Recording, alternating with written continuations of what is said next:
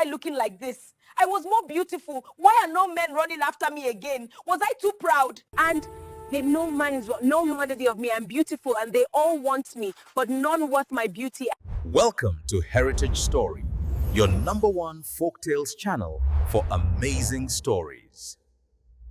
The mirror cracked the moment Amaka threw it against the wall. Glass scattered across the mud floor like broken dreams, each shard reflecting a face she no longer recognized. Her hands trembled as she stared at her palms, the same hands that once pushed away dozens of suitors now empty and desperate. Outside her window, she could hear laughter, the kind of carefree joy she used to own, but it belonged to someone else now. A younger girl named Chidinma was walking past with 3 young men trailing behind her like devoted puppies. Amaka's chest tightened with a pain sharper than any physical wound. This was the moment everything she had built her life upon came crashing down, and if you stay with me through the story, you'll discover how pride can destroy even the most beautiful life and what it takes to rebuild from the ashes. My name is Amaka, and I need to tell you how I became the loneliest woman in Umiora village, the girl who once had everything but lost it all because I thought beauty was enough. 5 years ago, when I was 19, I was the most desired woman in 3 villages. Men traveled from distant towns just to catch a glimpse of me at the market square. My skin was smooth like shea butter, dark and radiant like the midnight sky dotted with stars. My waist curved perfectly, and when I walked, even the old women would pause their grinding stones to watch. I had full lips that needed no palm oil to shine, eyes that sparkled with mischief and confidence, and hair that grew thick and long down my back. But here's what nobody tells you about being beautiful. It can become a poison that slowly kills your soul if you let it define your worth. I wish someone had pulled me aside back then and told me the truth, that beauty fades but character lasts forever, but I was too drunk on attention to listen to wisdom. The attention started when I was 15. Boys my age would stammer when I greeted them. Older men would find excuses to walk past my father's compound. By 17, I had marriage proposals from successful traders, teachers, even a man who worked in the city and drove his own car. My friends, girls I grew up with, started treating me differently, some with admiration, others with barely hidden envy.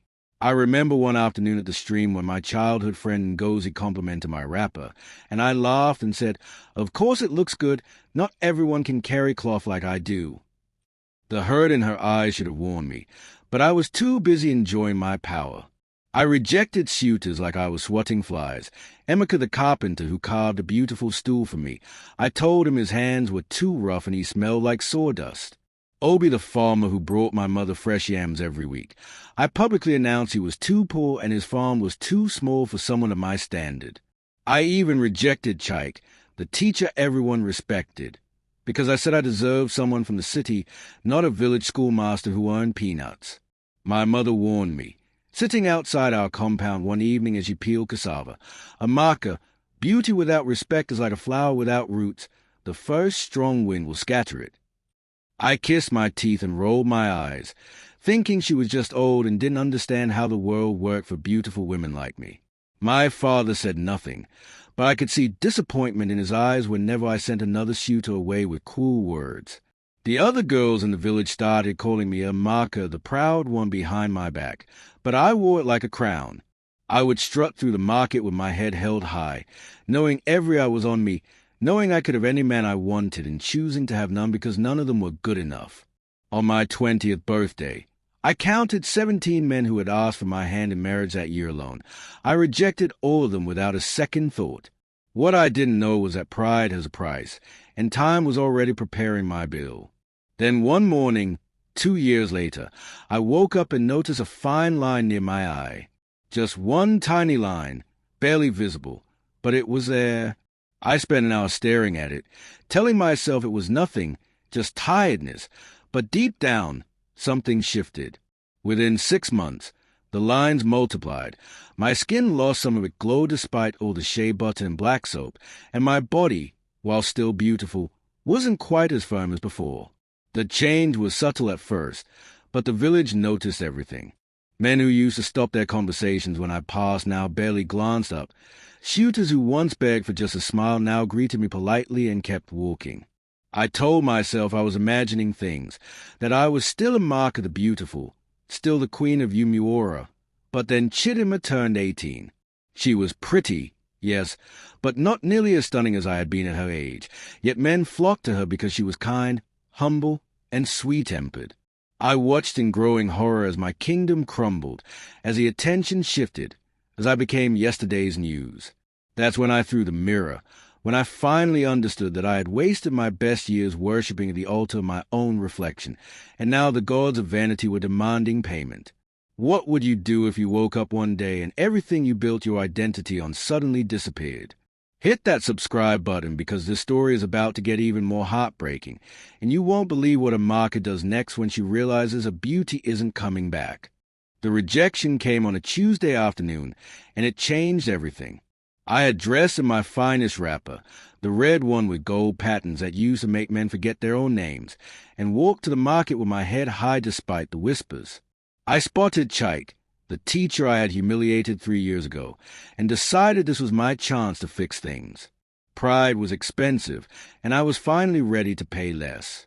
I walked up to him with my most dazzling smile, the one that used to make his hand shake when he brought me love letters, and said, "Chaik, good afternoon.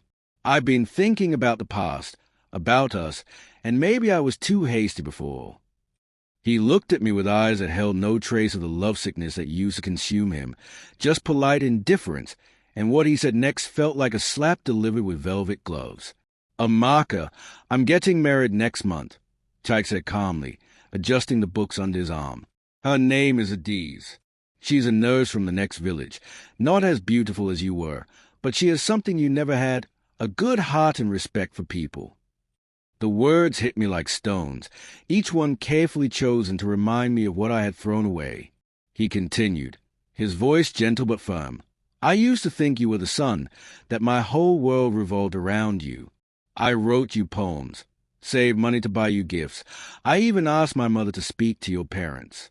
But you laughed at me in front of the whole village, said I wasn't good enough because I taught children for a living. That day, you taught me a lesson more valuable than any I teach in school, that a beautiful face with an ugly attitude is worse than an ordinary face with a golden heart." I stood there, frozen, wanting to defend myself but finding no words that could undo the past. Around us, people had stopped to watch, and I could feel their eyes boring into me, some with pity, others with satisfaction, everyone remembering how I used to treat people exactly like this. I tried again. Desperate now. "Chaik, I was young and foolish. I've changed. Can't you give me another chance? We could start fresh, forget everything that happened before." He shook his head slowly, and for a moment I saw something like sympathy in his eyes, but it wasn't enough to change his mind. "Amaka, time doesn't go backwards. You can't unbreak the clay pot once it's shattered. Every man you rejected has moved on, married, or learned to be grateful they escaped your cruelty. Amaka the carpenter married a woman from Enugu. They have 2 children now and has never been happier. Obi the farmer you called poor just bought 3 more plots of land and married a woman who appreciates hard work. Even your friends, the ones you treated like they were beneath you because they weren't as beautiful, they are all settled with families now." His words painted a picture of a village that had moved forward while I stood still, admiring my reflection in a mirror that was slowly cracking. "I loved you once, Amaka, more than I thought possible. But you killed that love with your own hands, and I'm grateful you did because it led me to someone who knows how to love back." I walked away from that conversation, feeling like someone had scooped out my insides and left only an empty shell. The market suddenly felt too crowded, too loud, full of people who had witnessed my humiliation. I heard one woman mutter to her friend, "That's what happens when you use beauty as a weapon. Eventually it breaks in your hand." Another woman, one I had mocked years ago for her crooked teeth, looked at me with something between pity and triumph. I wanted to scream at them all, to tell them I was still Amaka, still worthy of respect, but I knew it would sound hollow. That evening, I sat by the river where we used to fetch water as girls, watching the sunset and paint the sky in shades of orange and purple. I remembered how Ngozi and I used to sit here talking about our futures, how I had boasted I would marry a rich man from Lagos while she dreamed of a simple life with someone who loved her. Now Ngozi was married to a kind trader with 3 beautiful children, and I was alone with nothing but regrets and a fading beauty that felt more like a curse than a blessing. The next morning, I made a decision that surprised even myself. I went to see Mama Nkechi, the oldest woman in the village, the one everyone called when they needed wisdom. Her compound smelled like herbs and would smoke, and she sat on her stool like a queen on a throne, her eyes cloudy with age but sharp with understanding. "I knew you would come," she said before I could speak, pouring me some palm wine like we were old friends. "Sit down, child, and tell Mama Nkechi what brought you to my doorstep when you used to walk past here like I was invisible." I swallowed my pride, what little remained of it, and told her everything about the loneliness, the regret, the desperate need to tame back time. She listened without interrupting, nodding occasionally, and when I finished, she laughed, not cruelly but with a kind of amusement that comes from seeing a story repeat itself across generations. "Amaka, you are not the first beautiful girl to learn this lesson, and you won't be the last. But you're lucky you learned it while you're still young enough to rebuild. Many learn when they're old and bitter, when it's truly too late." "Is there hope for me?" I asked, my voice barely a whisper, afraid of the answer. Mama Nkechi leaned forward, her wrinkled hand covering mine, warm and surprisingly strong. "Child, there's always hope, but not the hope you're looking for. You cannot get back the time you wasted or the people you hurt. They move on like rivers flowing to the sea. But you can become someone new, someone whose beauty comes from inside, someone the village will respect not for her face but for her character. It will be hard, harder than anything you've done before, because you will have to serve the same people you once looked down upon. You will have to prove, day after day, that you've changed. Some will forgive you quickly, others never will, and you must accept both with grace." She paused, studying my face like she could see into my soul. "The question is, Amaka, are you willing to do the work, or do you just want your old life back? Because if it's the latter, you're wasting both our time." I sat there, tears rolling down my cheeks, knowing that the old Amaka would have walked away from this challenge. But I was tired of being her. Will Amaka truly change? Or is this just another attempt to manipulate her way back to the top? Comment below what you think she should do next. And don't forget to like this video because the next chapter reveals a shocking twist that nobody saw coming. 6 months of humility is harder than 6 years of pride. I learned this truth while scrubbing pots at Mama Nkechi's compound every morning before dawn, my hands rough and wrinkled from hot water and ash, my back aching from bending over the washing basin. The first week, I cried every night, mourning the loss of my soft hands and easy life, but Mama Nkechi showed no sympathy.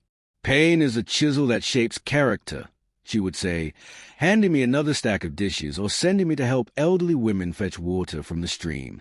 The village watched my transformation with skepticism, some betting I would quit within days, others whispering that this was just another act, another manipulation from Amaka the Proud. But I kept going, driven by something deeper than fear, a genuine desire to become someone worth respecting, not just admiring.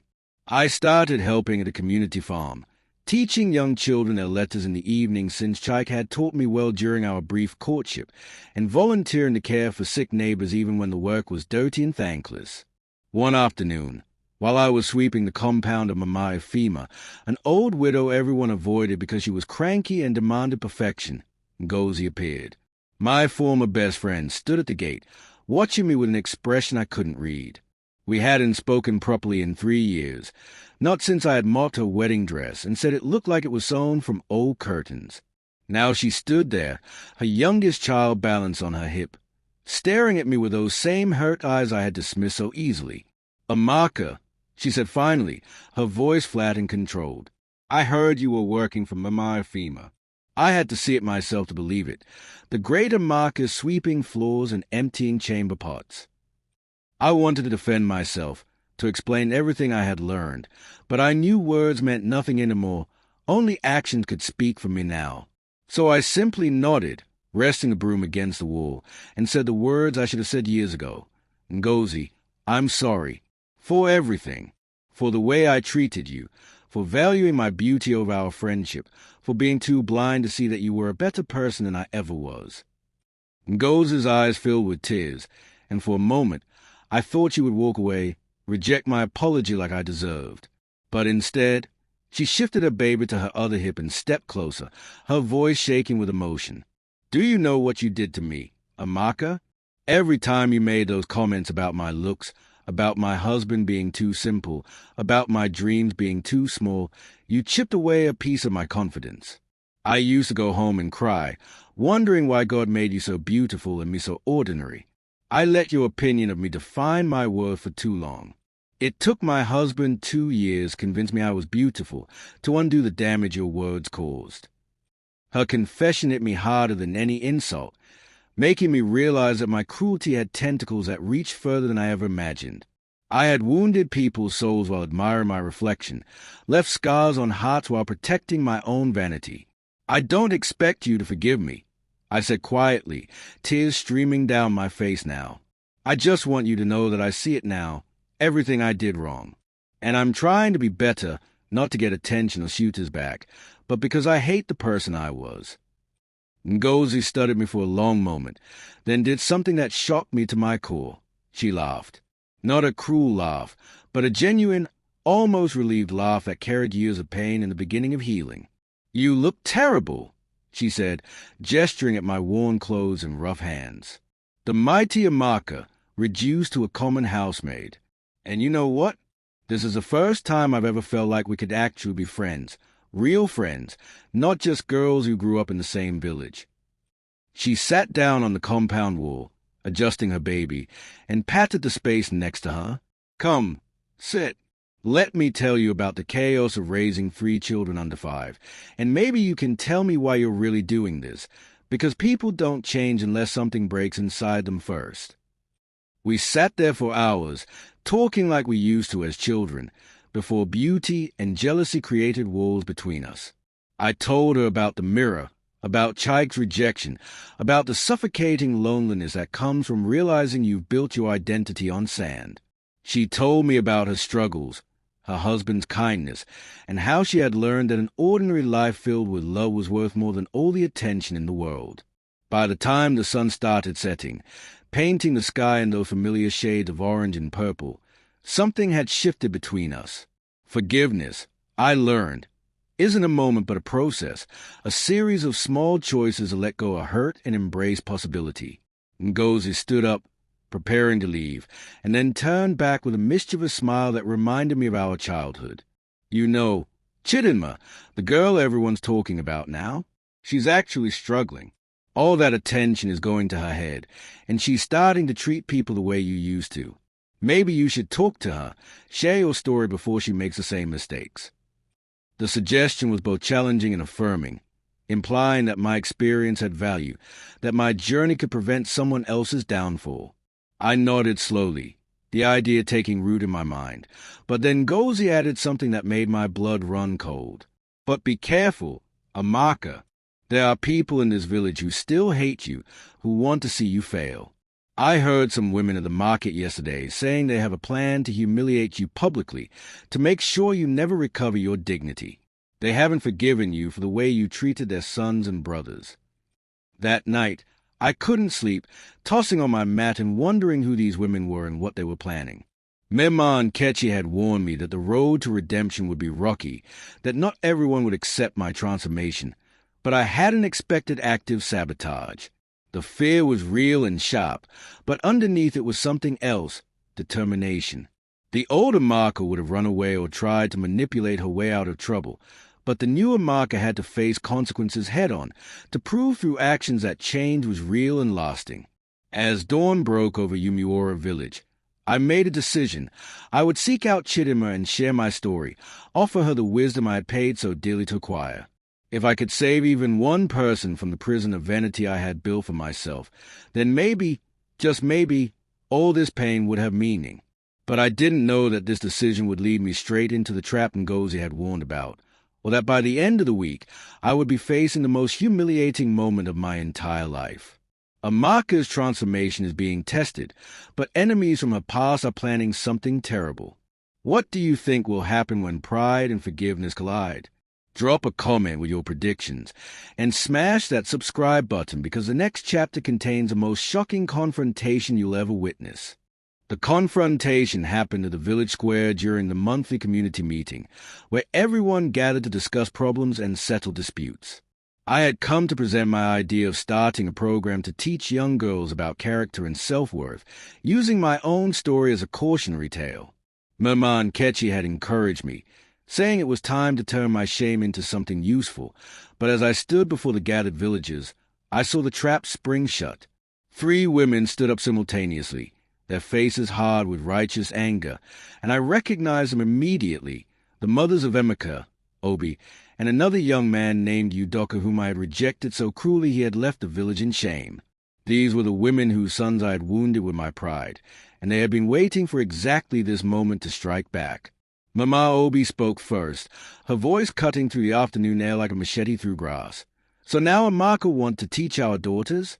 The same Amaka who told my son he smelled like dirt and would never amount to anything? The same girl who laughed when Amaka presented his handmade gifts, calling them trash fit only for firewood. The crowd murmured, some in agreement, others in shock at the public confrontation.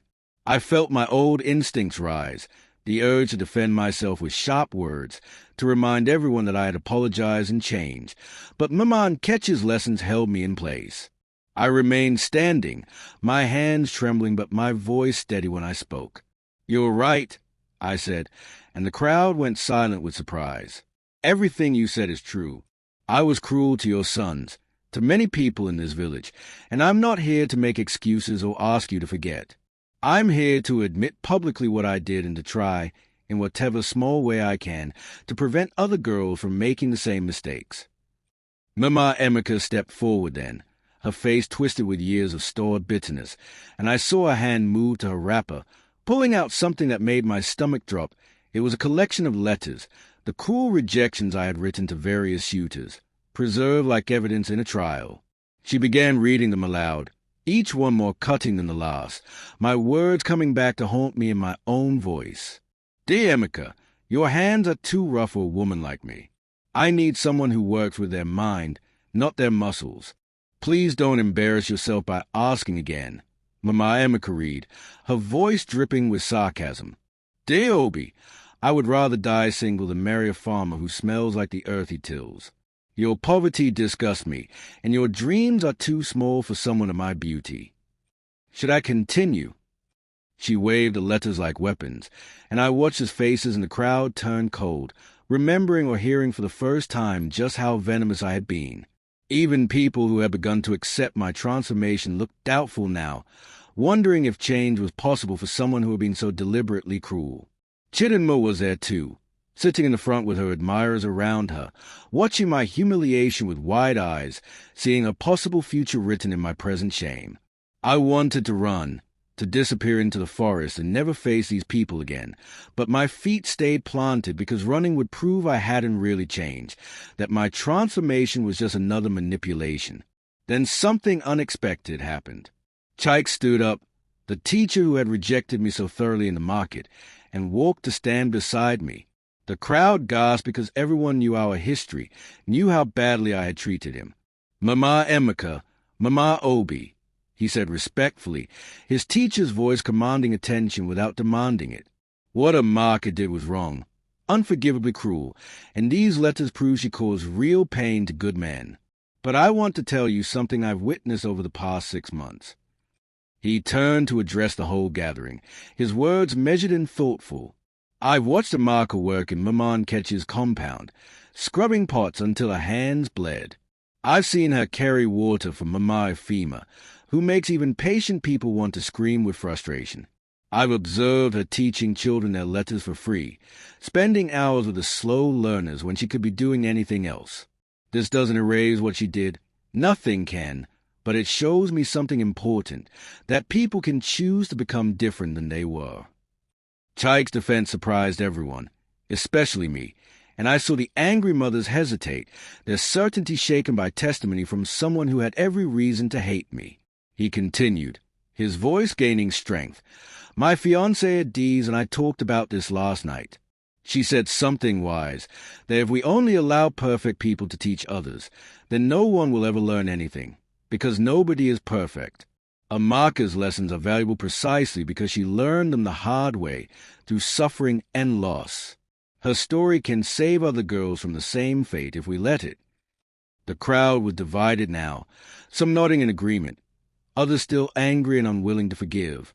Mama Obi spoke again, her voice softer but still edged with pain. Words are easy, Chaik. Amaka can work and teach and appear humble, but how do we know it's real? How do we know she won't go back to her old ways once people start paying attention to her again? It was a fair question, one I had asked myself on dark night when pride whispered that I was debasing myself for nothing. Before I could answer, before anyone could speak, a commotion erupted at the edge of the square.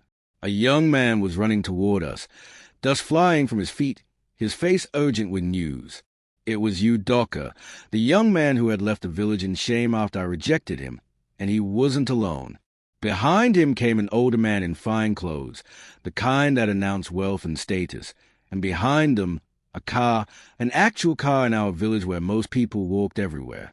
The crowd's attention shifted completely, everyone turning to see what this dramatic arrival meant. Udoka ran straight to me, ignoring everyone else, his eyes bright with something I couldn't identify. Was it anger, triumph, or something else entirely? Amaka, he said loudly, ensuring everyone could hear. I need to talk to you. This is Chief Okafor from Lagos, and he has a proposition that will change your life. But first, I want everyone here to witness what I'm about to say. My heart pounded as the village held its breath, waiting for the next chapter in the saga of Amaka the Proud, completely unaware that what came next would shock everyone, including me. Just when Amaka's fate seemed sealed, her past comes back in the most unexpected way. What does Udoka want? Who is this mysterious chief?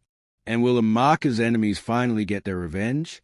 The next chapter will blow your mind, so hit that like button and subscribe because you do not want to miss what happens next. Udoka's words cut through the tension like lightning splitting the sky. 3 years ago, Amaka rejected me in front of my friends, told me I would never be good enough for someone like her because I was just a poor boy with nothing to offer. His voice carried across the silent square, every eye now fixed on him and the wealthy man beside him. She was right about one thing. I had nothing then. But she was wrong about everything else, about who I was and who I could become. He turned to Chief Okafor, who nodded with a slight smile, and continued, This is my uncle. When I left this village, broken and humiliated, I went to Lagos with 10 naira in my pocket and anger in my heart. I wanted to prove Amaka wrong, to become so successful she would regret rejecting me. And I did succeed, beyond my wildest dreams. I work in Chief Okafor's construction company now, managing projects, earning more money in a month than most people here see in a year. The crowd buzzed with excitement and confusion. Some people looked at me with pity, assuming Udoka had returned for revenge, to throw his success in my face the way I had thrown his poverty in his. Mema Amaka smiled triumphantly, seeing this as divine justice, the perfect ending to my humiliation. But I just stood there, numb and prepared for whatever blow was coming, because I deserved it. Udoka stepped closer, and I forced myself to meet his eyes, to accept responsibility for the pain I had caused. Amaka, he said, and his voice was softer now, almost gentle. For 2 years, I worked obsessively, fueled by bitterness and the desire to prove you wrong. I dated beautiful women in Lagos, wore expensive clothes, drove fancy cars, all while imagining the moment I would return and watch you realize what you had lost. But something happened last month that changed everything. He paused, pulling a letter from his pocket, and I recognized the handwriting immediately. It was mine, one of those cruel rejections Mama Amaka had been reading earlier. My uncle found this letter in my room, Udoka explained, his voice thick with emotion. I had kept it, like a wound I wouldn't let heal, reading it whenever I felt weak or doubted my path. When Chief Okafor read it, I expected him to encourage my revenge, to support my plan to come back here and destroy you publicly. Instead, He told me a story about his own youth, about a woman who rejected him cruelly, and how his obsession with proving her wrong nearly destroyed his life. He said, "Udoka, success built on bitterness is a house built on sand. True victory is not in making someone regret hurting you, but in becoming free from their power over you." The chief nodded gravely, his weathered face showing the wisdom of someone who had walked this path before. "I came here today not for revenge, Amaka, but to say thank you." The crowd gasped, and even I couldn't hide my shock. Thank me? For cruelty? For shame? What kind of madness was this? Udoka's next words made tears stream down my face, tears I had been holding back through the entire confrontation. "Thank you for rejecting me, Amaka. Thank you for being so cruel that I had no choice but to leave this village and face the world. If you had said yes, if you had been kind, I would have stayed here, become a small farmer like my father, and never discovered what I was capable of achieving. Your cruelty was a catalyst for my transformation, the fire that forged me into someone stronger. But more importantly, watching you these past 6 months through letters from my mother, learning about your own transformation, taught me the final lesson I needed, that holding on to bitterness hurts the person holding it more than anyone else." He held out his hand, not in romance or courtship, but in forgiveness and release. "I forgive you, Amaka, not because you've earned it, though your efforts are real and visible, but because I need to forgive you to finally be free. And I hope that by forgiving you publicly, I can help this village see what I now understand, that people can change, that redemption is possible, and that our worst moments don't have to define our entire lives." The silence that followed was profound, sacred almost. Then Ngozi started clapping, slowly at first, then with building enthusiasm, and others joined her, not everyone but enough to shift the atmosphere from judgment to possibility. Chidinma stood up, tears running down her young face, and she walked over to me with hesitant steps. "Amaka," she said quietly, "I need to talk to you. Everyone's been praising my beauty lately, and I've started to believe I'm special, better than others. I've said cruel things to boys who weren't good enough in my eyes. I was becoming you, the old you, and I'm scared." I looked at this girl who was walking the path I had stumbled down, and I saw a chance to transform my pain into purpose, to prevent another life from being wasted on vanity. I took her hand in Ngozi's hand, forming a small circle, and said loudly enough for everyone to hear, "Then let's start something new, a group where we teach each other that beauty is temporary but character is eternal, where older women share their mistakes so younger girls don't have to learn everything the hard way." Mema and Kechi stepped forward then, her ancient eyes twinkling with approval. "This is what I've been waiting to see," she announced to the gathered villagers. "Amaka has completed her journey from pride to humility, from taking to giving, from being someone people admire to becoming someone people can respect. She will never get back the years she wasted or undo all the pain she caused. That's not how life works. But she has shown us something more valuable, that it's never too late to choose differently, to become someone new." She turned to Mema Emeka and Mema Obi, the mothers who had exposed my cruelty. "Your anger is justified, and you don't have to forgive. But consider this, if we destroy everyone who makes mistakes, who will be left to teach the next generation? Amaka's story, with all its shame and pain, is a powerful lesson. Let her use it to save others from the same fate." The two women looked at each other, years of maternal hurt written on their faces, and finally, Mema Obi spoke, her voice heavy but honest. "I don't forgive you yet, Amaka. Maybe I never will completely, but I won't stand in your way either. Teach these girls what you learned. Make something good come from all this pain." Over the next few months, our little group grew. We met every week under the big mango tree in the village center, women of all ages sharing stories about beauty, pride, humility, and worth. Chidinma became my first success, learning from my mistakes and choosing kindness over cruelty when boys courted her. She eventually married a kind young man she had initially overlooked because he wasn't flashy enough, and their wedding was the happiest day I had witnessed in years because I had played a small part in preventing her from repeating my errors.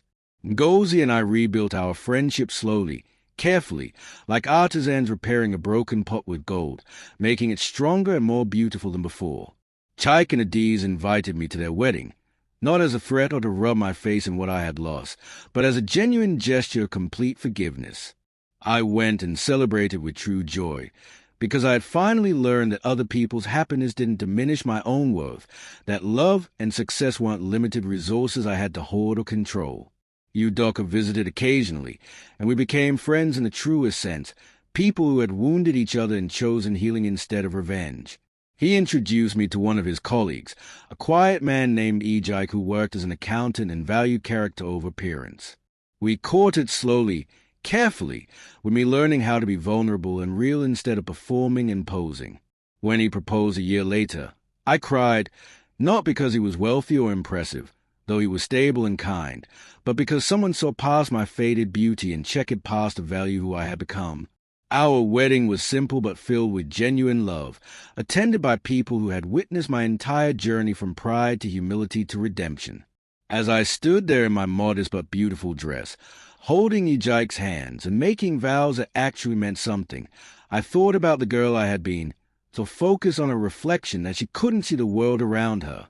Now I could see everything clearly, the beauty in ordinary moments, the value in humble work, the treasure of genuine friendship, and the peace that comes from being loved for who you are, not what you look like. Years later, when young girls in the village asked about my story, I never hid the truth. I told them about my pride, my cruelty, my fall, and my slow climb back to humanity.